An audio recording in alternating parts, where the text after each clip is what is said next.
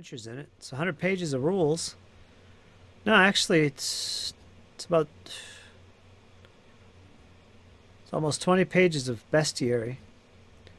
The rules are actually about 80 pages, including gear and magic and skills. Let's take a look at this fantastic artwork, John.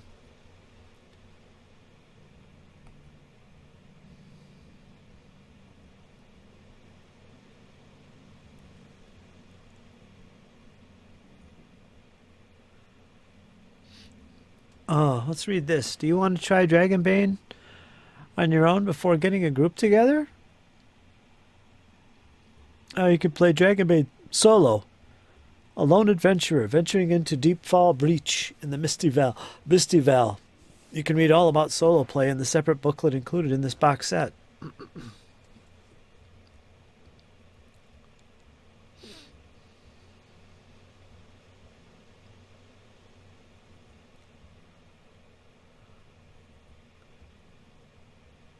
Playing online. Oh yeah, that's right. With my Kickstarter, I'm getting a full Foundry official VTT for it, so that'll be cool. That's going to be nice. Dragon Bane is traditionally played with a gaming group gathered around a table, blah blah blah. You get the VTT option by Free League. All right. This artwork is fantastic, man. I love it.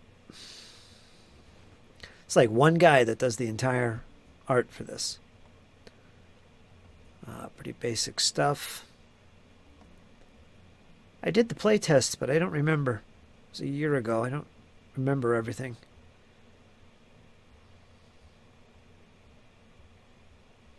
It's got a good old school feel to it, too.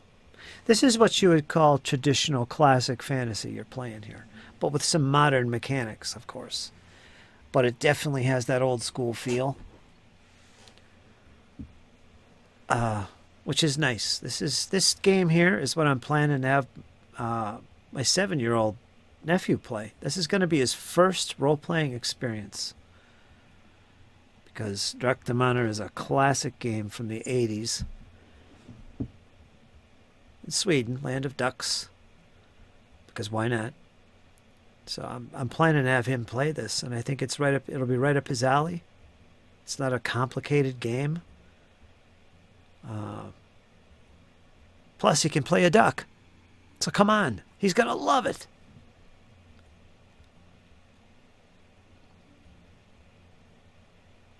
My grandfather made artillery shells during World War I. Factory in Indiana. Flying boats. Kin instead of races or ancestry or whatever. They're called kin. Humans, halflings, dwarfs, elves, mallards, and wolfkin. There you go. How do you like that?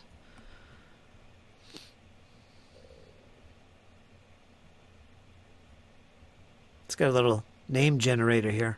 Let's randomly roll one for John's character that he's going to be playing. John, you ready for this? It's only a D6. Not a lot of options here. There's only 6 results. Well, 3 for the first name and 3 for the last. Wait a minute. No, it's 6 for the first name, I guess. Is there a last name? I don't get it. Why is there 2 tables? Oh, no, it's 1 table. D6. Let's see what John gets. His character, he's playing a mallet. No, he's playing a human. He got Garmander. That's what he got. John Garmander. Yes, that's your name. Garmander. Again, I love this artwork. Dwarves, halflings. It was Free League Mutant Year Zero. Was what it was called. Kind of an expensive set.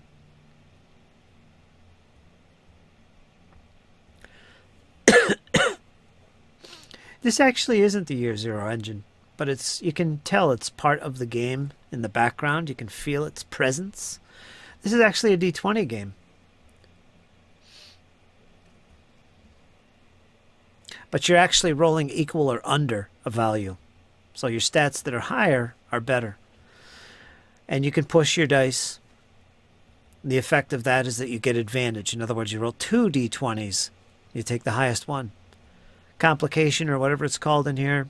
Disadvantage is the same way. You roll 2d20, take the lowest. That's how it handles the modifiers. So, it's pretty straightforward in gameplay. It's pretty fun. Some good mechanics to it, too. Forbidden Lands meets D&D 5e. Yeah, there's a little of that in there, too. A little of that. Bumble. Periwick. Theoline. There's some of the names here you can roll up. Mallards. The origin of the Mallards is shrouded in mystery.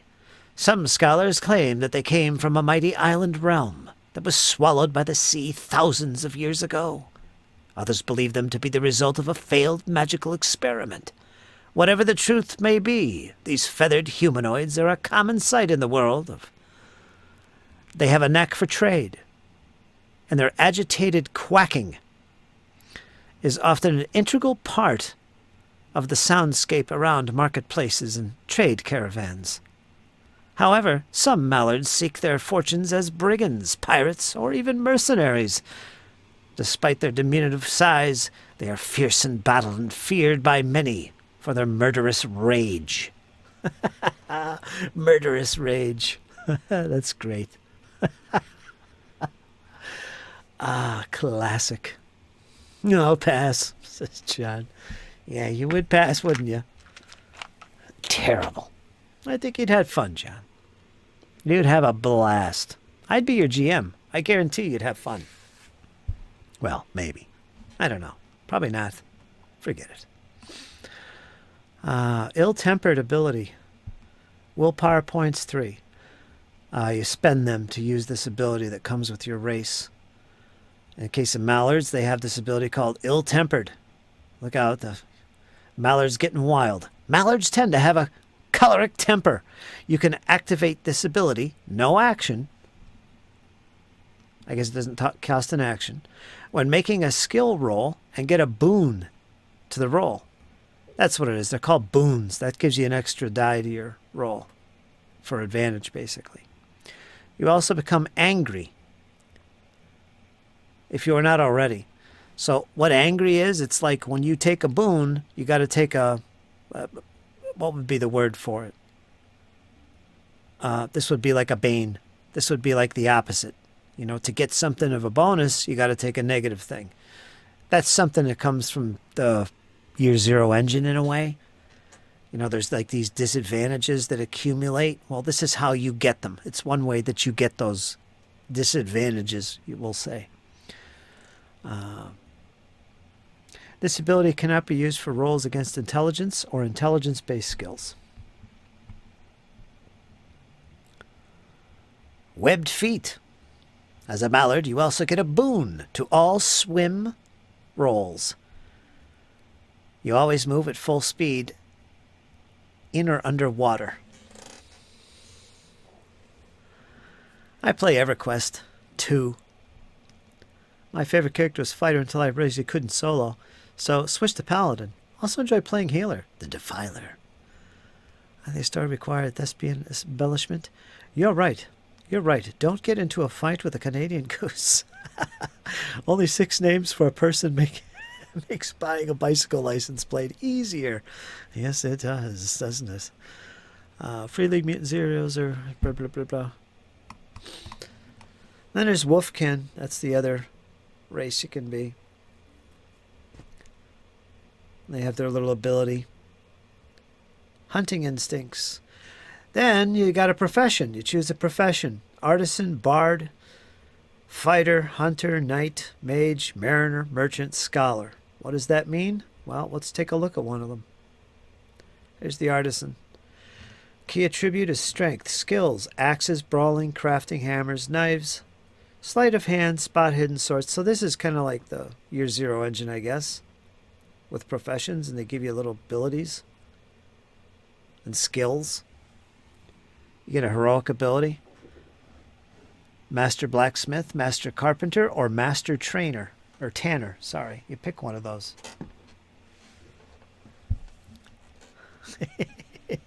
They got tongues. They could do it. Gotta curl your R's. Here's your gear that you start with. It could be randomly generated. Nicknames. again, randomly generated. They always give you that little random option if you want to do that, which is cool because I like randomness sometimes. I like tables.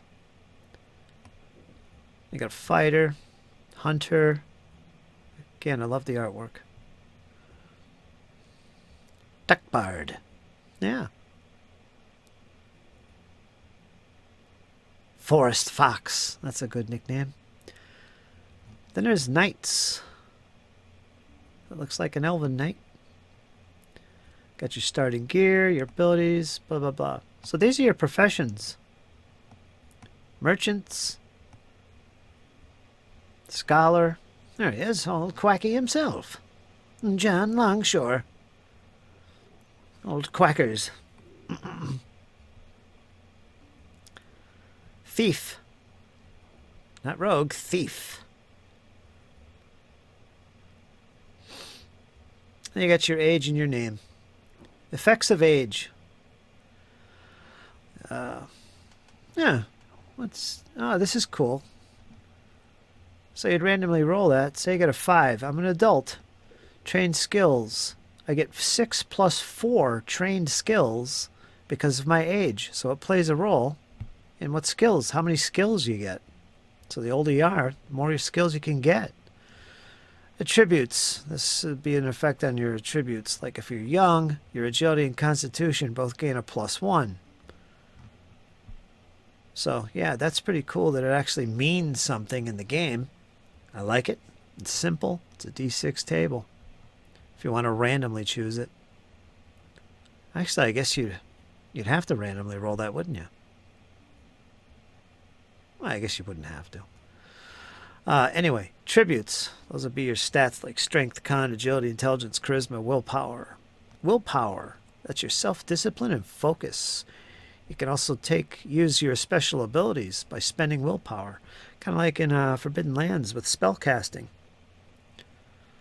I think the spellcasting works very similar, if not the same way as in Forbidden Lands. There's a price to pay for such power. Hit points, HP. Yes, there is hit points in this game. There's your movement rates based on your race. What is this that I'm looking at? Oh, agility bonus to movement. That plays a role. Damage bonus based on your strength and agility. Can also modify it. What is this? Add extra damage die? Yeah, it does. Best trained are quack troops.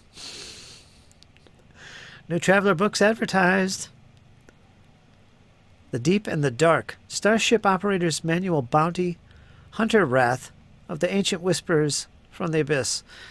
I think I saw that. I'm not sure if I did or not. I remember something came out recently.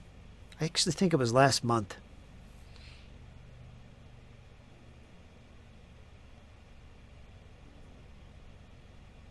My PDF collection grows. Skills. So there's your attribute from 1 to 18, and that gives you a base chance number. What is that? Base chance. Every skill is connected to an attribute, which determines your base chance in that skill.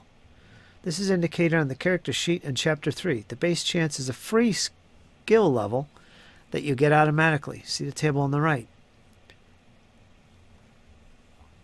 So if I had a 13 or a 14 in strength, my base chance would be 6. Higher is better. So what am I rolling? D20 and I need to roll 6 or less? Ouch! I gotta read this. How do I make a skill check?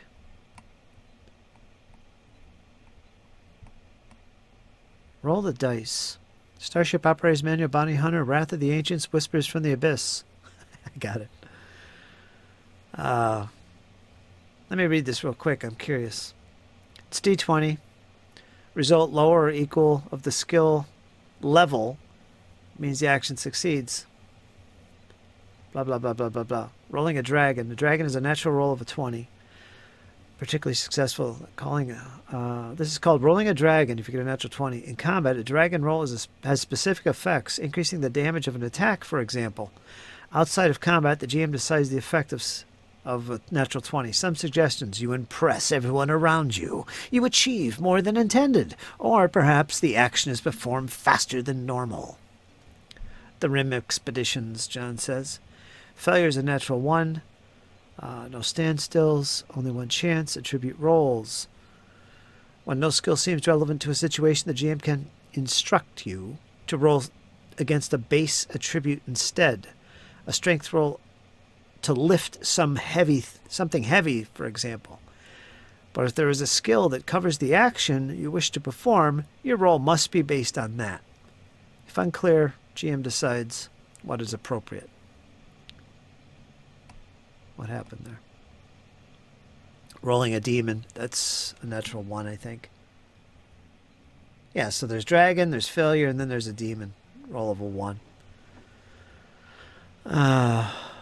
What am I rolling under? The level, I guess, right? On a d20? Roll a 3-sided die. Boons and Banes. Opposed rolls. Core skills. I guess that's what you do. Boy, they start off pretty low.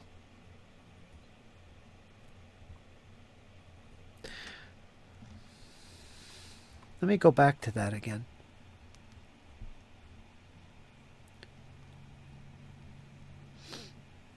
The skill is connected to one of the attributes, which determines the base chance if the skill of the in the skill when you create your player character. When using a skill, first describe what your player character is trying to achieve. Then roll a d20.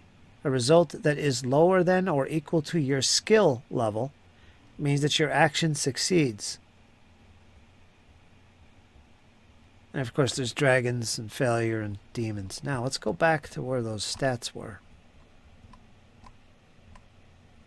Level, right? Is that what it said? Skills. Base chance. Every skill is connected to an attribute, which determines your base chance. This is indicated on the character sheet in Chapter 3.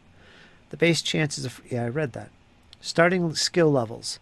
In addition to the base chance, like if I had a 13 attribute in strength, my base chance is 6. I have to roll a 6 or less on a d20. This only goes up to 7. Now, let's read on. In addition to the base chances, you start it with a number of trained skills. 8, 10, or 12, depending on your age. Ah. Okay, wait a minute. At the start of the game, your level in the trained skills is equal to twice the base chance. 6 of your trained skills must be selected from those listed by your profession. The rest, 2, 4, or 6, depending on your age, are chosen freely. You can increase your skill levels during the game.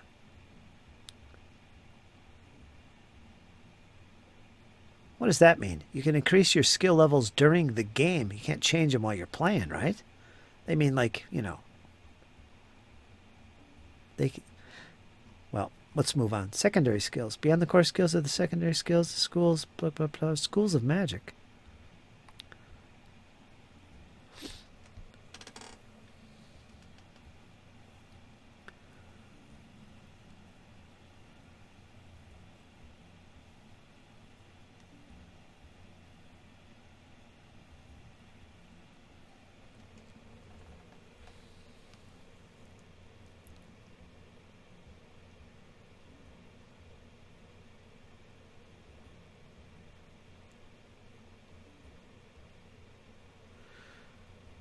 The start of the game, your level in a trained skill is equal to twice the base.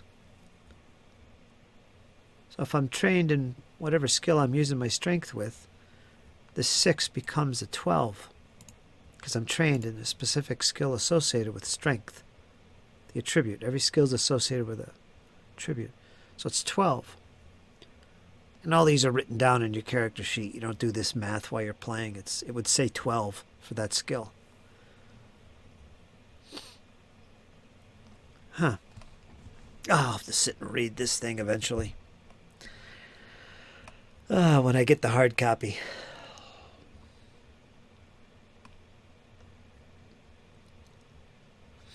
Experience. Advancement rolls. After placing your marks, roll a d20 for each of them. If the result exceeds your current skill level, it is increased by 1, up to a maximum of 18. So this is how you increase your skill levels. Kind of reminds me of Call of Cthulhu here. Advancement marks. 100-year-old characters. First shit that I gotta read. When you have rolled a dragon or a demon, that's a natural 20 or a natural 1, respectively, when using a skill, tick the checkbox next to that skill. At the end of the game session, the GM asks you the following questions about the session you just completed. For each question that you reply yes and justify your answer, you may place another advancement mark next to the unmarked skill of your choice. The GM has the final word, but should adopt a permissive attitude. Did you participate in the game session? Did you explore a new location? Did you defeat one or more dangerous adversaries? Did you overcome an obstacle without using force? Did you give in to your weakness, which is an optional role? So if for each question that you reply yes to and justify your answer, you may place another advancement mark next to an unmarked skill of your choice. So all these skills with check marks, like when you get demons and dragon rolls, and for each one that you answered yes to with these questions, you're going to have a check mark. That means advancement. After placing your marks, roll a d20 for each of them. If the result exceeds your current skill level, like for my strength, it would be 12. Remember our little example? It's increased by 1, up to a maximum of 18. So let's say I was successful with that. I would get a roll on it. Boom. I rolled my skill, and I would get a +1 to it for the next game. You do that for everything with a check mark. Every check mark skill gets a check. Teacher. Just think about teachers, then magic, then heroic abilities, blah, blah, blah. Let's look at that picture. What is that? Oh, that's nice.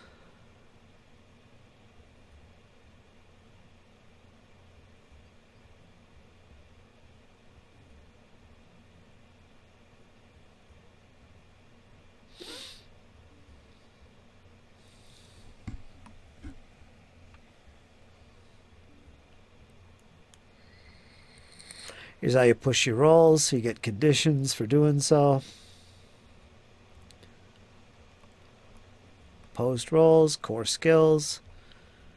What's that one? Beast lore. NPCs and skills. Now player characters use skills in the same way as player characters. The GM rolls the dice for them, but only the actions that affect a player character directly. But only for actions that affect a player character directly. For example, if the NPC is attacking a player character or attempting to save them, that's important. He'd roll it. When an NPC performs an action that does not directly affect the player character, the GM can simply decide. NPC stat blocks don't list all skills. When rolling for an NPC against an unlisted skill, the GM uses a default skill level of 5. That's like Pathfinder does. That's pretty straightforward. Persuasion, bushcraft, crafting, seamanship, healing, hunting, languages, sneaking, myths and legends, spot hidden, swimming, weapon skills,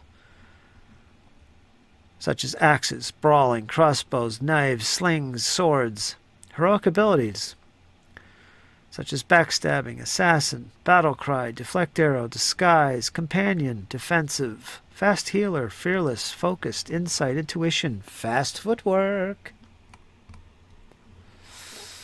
iron fist, master blacksmith. Read about those. Master chef, even better. Requirements? None. Willpower points, 1. You automatically succeed at cooking food, page 103, without rolling a bushcraft. That's what that is. Musician, veteran. Then it goes into combat and damage. This is how, well, rounds and initiative work. I think this uses cards for initiative, which would make sense. That's Free League. Drawing the initiative. Yeah, there's initiative cards, 10 of them. Come in the box, the starter set. Okay. Max won't like that. Actions and reactions. And free actions. I think you get one of each. Let me read. On your turn in the round, you can move and perform one action. You simply explain how you want to move and what action you want to perform. If necessary, you also roll dice to see whether you succeed. You decide whether to move before or after you do an action. You can even use part of your movement, perform an action, and then finish your movement. So yeah, that's pretty straightforward. Free actions, such as drawing a weapon, kept at hand, dropping to the ground, that's free actions.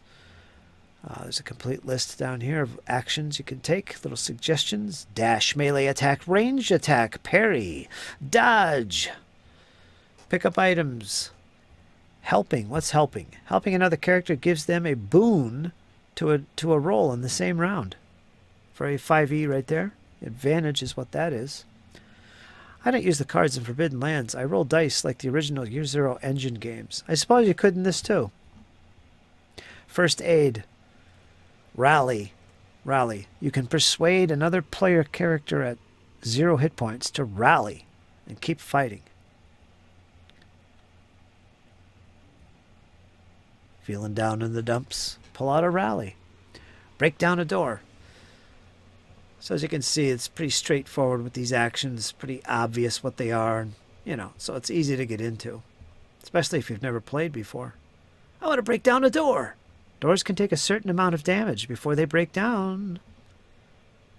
That would be an action. Free actions. Draw weapons, change position, drop items, and shout. Everybody, look out! Run away! Sorry. Movement, sneak attacks. Flip the initiative card. Once you've had your turn in the round, you can flip the initiative card face down to make it clear to you and all your friends around the table that you have acted. This means that you cannot perform any reaction, such as parrying an attack, later in the round. I think a reaction in this game is where you spend your action at some point before your turn comes up. So it's kind of like a little readied action in Pathfinder. But that's after your turn. This is before. I think that's how it works. That's what it sounds like, anyway. Combat maps. Again, great artwork. Terrain. You got cramped. You got rough. You got dimly lit. Again, simple, straightforward. No end-ifs about it. Melee combat. You got long weapons, damage, blah, blah, blah. Damage bonus based on your agility or strength. Weapons have their own damage, I guess, right? You can use up to 3 weapons at hand. Write them down in the weapons section of your character sheet. To attack with a weapon, it must also be drawn. Drawing a weapon kept at hand or exchanging your drawn weapon for another weapon at hand is a free action.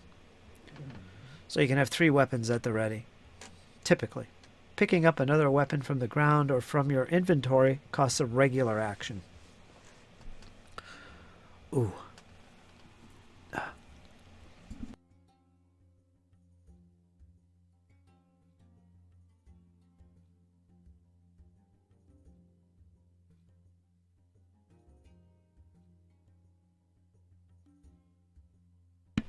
There's strength requirements for certain weapons. If you don't meet it, you can't use the weapon. Very straightforward. Grip for two-handed weapons and such. The strength requirement of a one-handed weapon decreases by 3 if you hold it with 2 hands. Nice. I like it. There's long weapons. Basically allows you to hit people further away. Makes sense. Prone targets. If you're standing up by your enemy... No. If you are standing up, but your enemy is lying on the ground, your attack gets a boon, another extra d20, and inflicts an extra d6 damage. So for in 5e jargon, you'd roll with advantage, and you get a bonus d6 of damage. Critical hits, which is when you roll a natural 20, or a dragon as it's called here. You score a critical hit. This means that a dragon roll is required to parry or dodge the attack, and that you may choose one of the following effects. Here's 3 effects. One is to roll double the amount of dice for the weapon's damage before adding any damage bonus or other bonuses.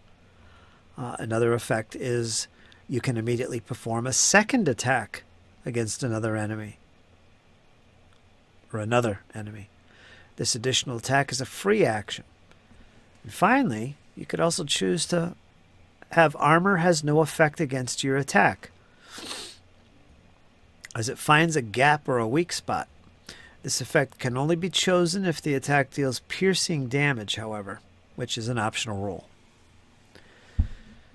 Shove, damage types, demon roll, and melee.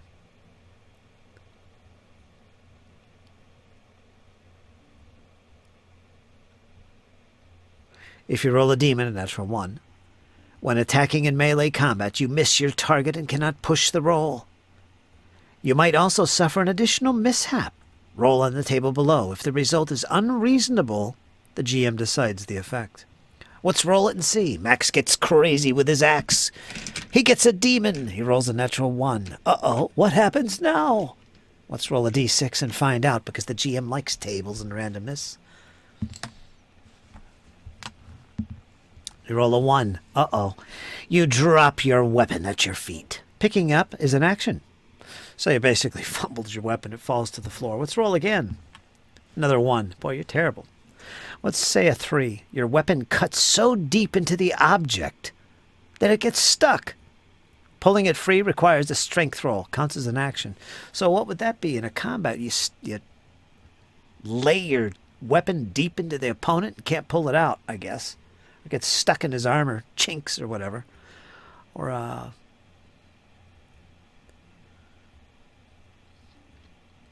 you accidentally toss your weapon d3 plus 3 meters.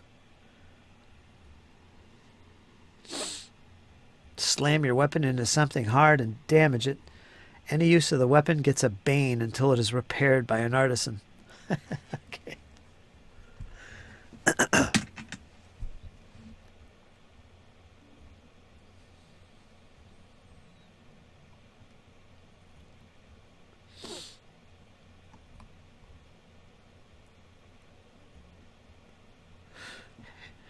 Inanimate objects, parry movement. Yeah, there's parrying in this. There he is.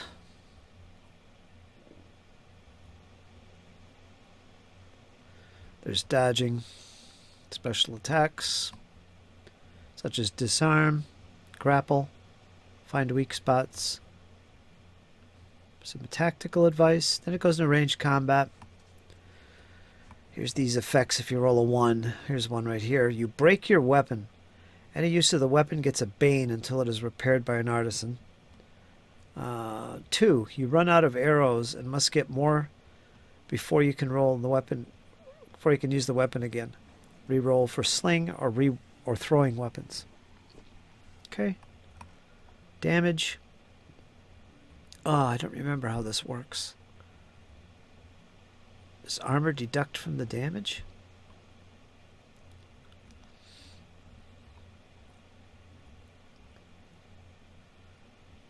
Wearing leather, chainmail, plate armor, etc. will protect your body from damage. Equipping and unequipping armor counts as an action in combat. That's generous. The armor you are wearing should be written down in the armor section, blah, blah. Your character sheet. You can only wear one suit of armor at a time. Some armor can give you a bane on certain skill rolls or restrict your movement. Armor rating. The armor's effectiveness is determined by the armor rating. Whenever you take damage from a physical attack, subtract the armor rating from the damage. If the damage from the melee attack is completely negated, the attacking weapon itself suffers the damage instead, which might break the weapon. See durability on page 46. Wow. That's fun. Your armor can be combined with a helmet, which further decreases your armor, blah, blah. Death. When you reach 0, you drop to the ground and risk dying. You cannot move or perform any action except trying to rally. Remember that one? Rally. That was one of those actions you can take there. Death roll. On your turn and each subsequent round, you must make a death roll, a roll against your constitution, which would be what, a d20?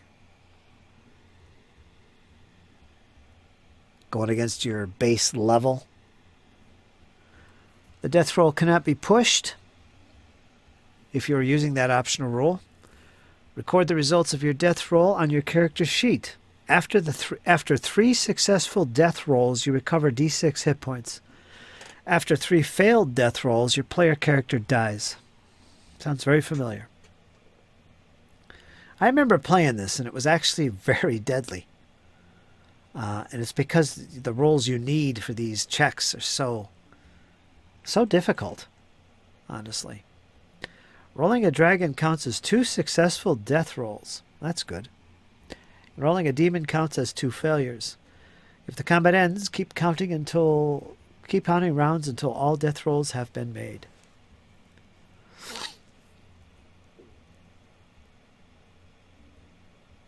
Okay. Sounds pretty standard. Rally. Another player character within 10 meters and earshot can persuade you to rally and keep fighting despite having 0 hit points. This counts as an action. If you rally, you can continue acting as normal, but must keep making death rolls as described above. You can even try to rally yourself, rolling against your will with a bane instead of persuasion. So it's difficult to do. Saving a life, instant death. You don't record negative hit points, but if your single attack reduces your hit points to negative score equal to your full hit points, your player character dies instantly. Time to honor the fallen adventurer and create a new one. Okay. Severe injuries are also a thing. Everything from broken ribs to broken arms to changed personalities. Amnesia, severed toe can happen. Conditions such as exhausted, sickly, dazed, angry, scared, and disheartened. These are conditions you can suffer. You gain them like when you do special abilities that comes with your class or your profession or race. Pretty standard. Free league stuff. Healing and resting. Just to be clear about this, let's read this because we don't want this to be like D&D 5e in this case. Lost hit points and willpower points are recovered by resting. Okay, there are 3 kinds of rest. A round rest, a stretch rest, and a shift rest. These are referring parts of time in the game system. It recognizes rounds, stretches, and shifts. While resting, you cannot perform any action that requires die rolls or willpower. A round rest. A quick rest that lasts just a single round.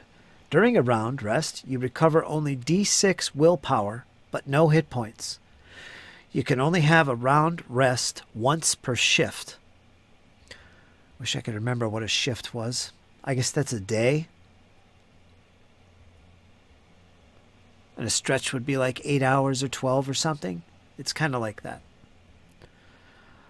So that's a round rest. Stretch rest. A short rest that only lasts for one stretch of time. During a stretch rest, you heal D6 hit points or 2d6 hit points. If someone else is tending to you and succeeds with a healing roll.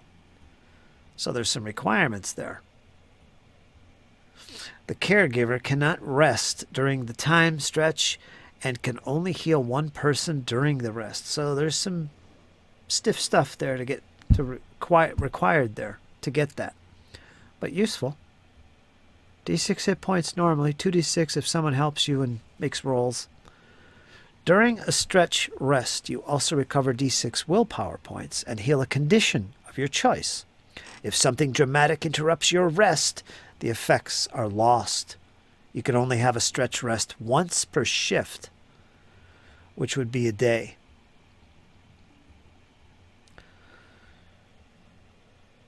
Or 8 hours. Wait a minute. What's the thing here? A shift, a stretch, and per day.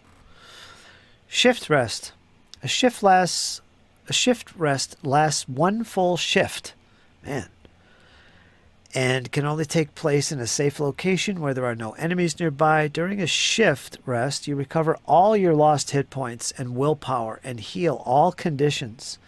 If a shift rest is interrupted by combat or hard work, it has no effect. So yeah, you do get everything back with a full day's rest.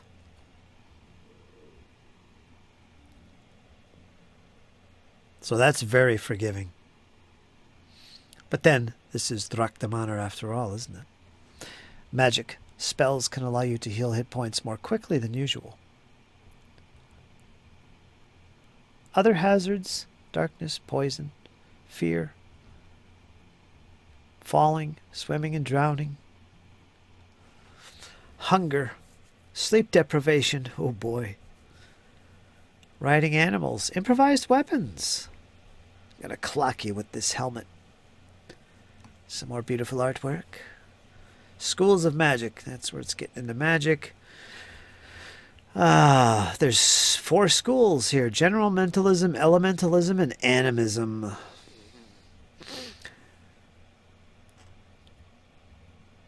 There's magic tricks. Grimoire.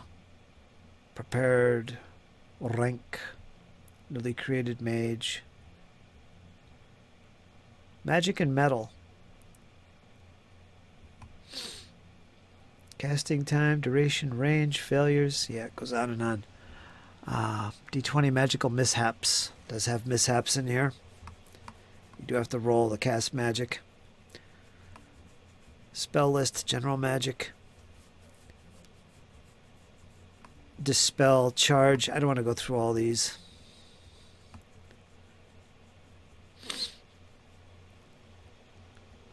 Magic tricks. Birdsong. Magic tricks of the animism school. Here's one called Birdsong. You are surrounded by a lovely birdsong for one stretch of time. The birds give you a boon to awareness. This trick only works outdoors. Clean, cook, floral trail, hairstyle. Hairstyle. Max decides to change his hairstyle. You change the color, length, and style of your hair as you see fit. Some situations, this can give you a boon to bluffing and persuasion rolls. How about that? Animism. Animal whisper, banish, and so on and so forth. All right, let's not read all of this. Let's shrink this down so I can move through it quicker. Mentalism. Let's go down to gear. Yeah. Looks like somebody I know there. Guy on the left. Supply. Common, uncommon, rare, and unique. I like that idea. Durability, range, damage, grip. Let's look at some stats here. Leather armor has an armor rating of 1. Plate armor has an armor rating of 6. Again, these deduct from damage, I believe. Correct? Is that what I read? Supply and effect. I'm glad it takes into account supply. Builds it into the game. Bane on sneaking rolls when wearing studded leather. Let's look up a dastardly weapon here. Let's look up a scimitar. It's one-handed. has a stat for grip, has a stat for strength requirement, which in this case is 10. There's a range of 2. I think that means, what is that, 2 spaces away? 2 meters. It's like 6 feet. Damage, 2d6. Durability, 12. Costs 10 gold. It's uncommon, so they're not easily found. And features, that's like traits in Pathfinder. Toppling and slashing.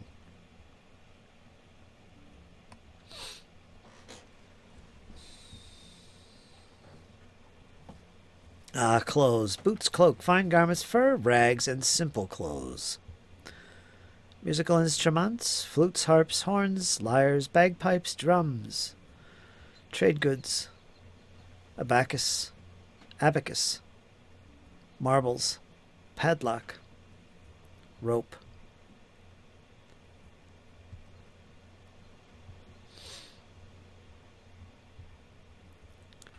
Trade goods, studies in magic, equipment, light sources, tools.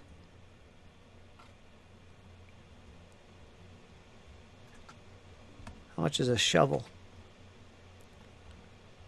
Oh, it doesn't have grave rakes. I'll have to make a grave rake. Shovel, 2 gold. Damn.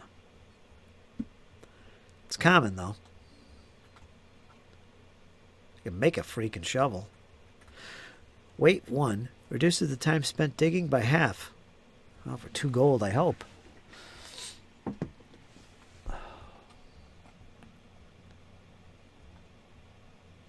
Medicines, poisons. Wow, that's not a medicine, is it? Healing potion, 1 dose, 50 gold. Rare. Instantly heals 2d6 hit points. Surgical instruments, bandages. You get 10 bandages. Cost 5 silver. They're common. They weigh only 1, whatever that pertains to. 1 pound, I don't know. Required to avoid a bane on healing rolls for saving lives. Each attempt consumes 1 bandage. Now that's cool. I like that. Services.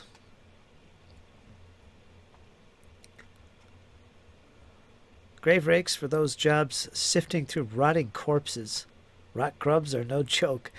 Is that what they're for? Oh, terrible. Gotta add one. Just because it's a thing now. Grave rakes are a thing now. I'm definitely going to add one to this game. Clothes repair. 5 silver. That tear in your trousers needs mending now. Come. 5 silver, please. Eliminates the effect of torn clothes. Page 102.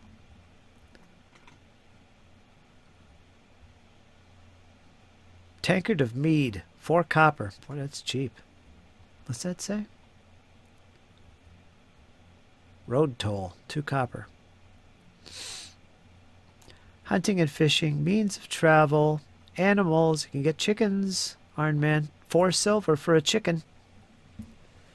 Could outfit that farm of yours. A cow is 10 gold. Damn. Donkey. Where's the mules? No mule? Should be mules in here. Everybody knows about usefulness of mules, right?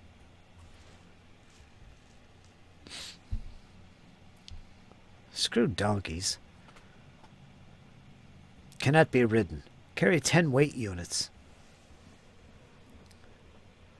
Guard dog. Homing pigeon. In a cage, no less. 2 gold. I like this. I like this.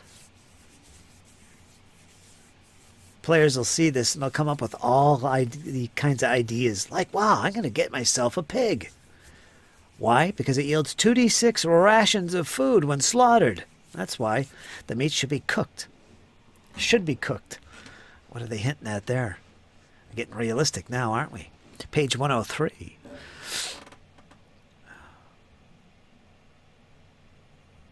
Mead? Meh. I'll take ale, please. Barrow Maze has thousands of burial alcoves, thus grave rakes. Oh, I'm going to skip through the bestiary.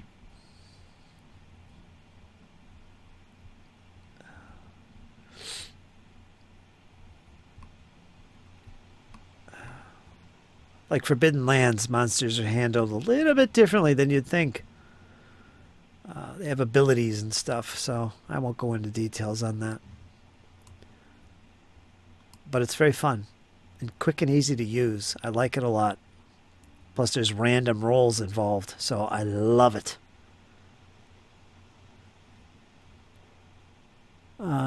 Griffin. What's that guy? Minotaur. Yeah, let's skip through these.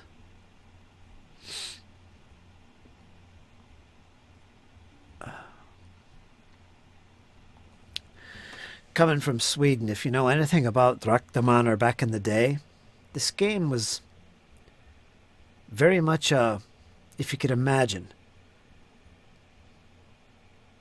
This game was seen like a family game. That's how common it was.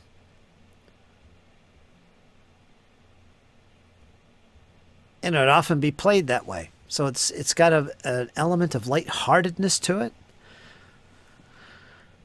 It got more serious once it came to America because it's Americans for you.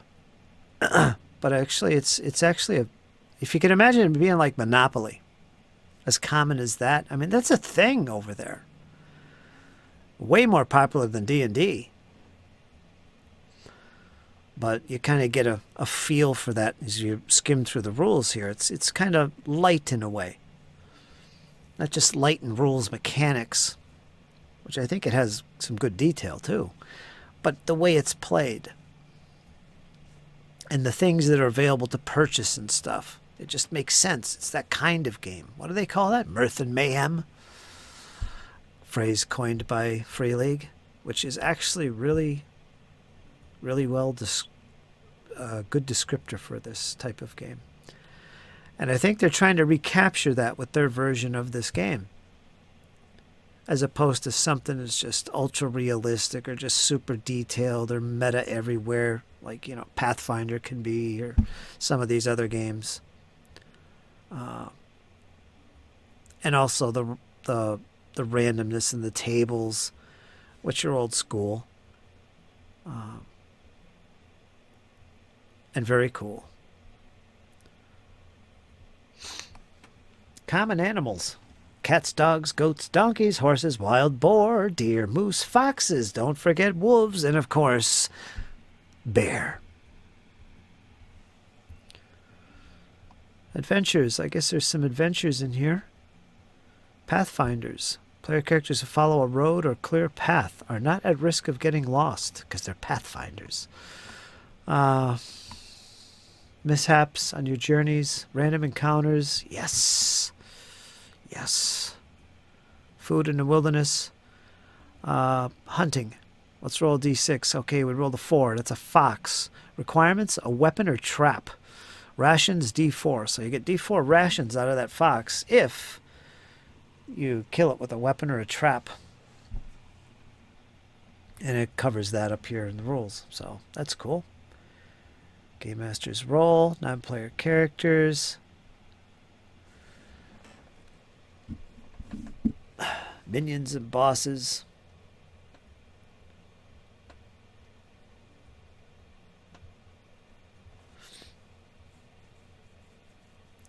Standard abilities for NPCs.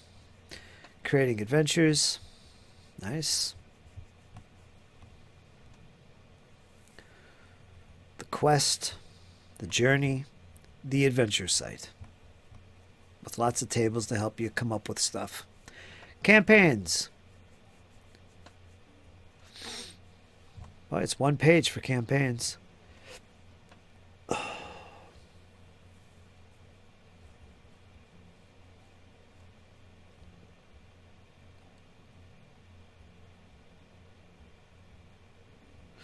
So yeah, that's the core rulebook.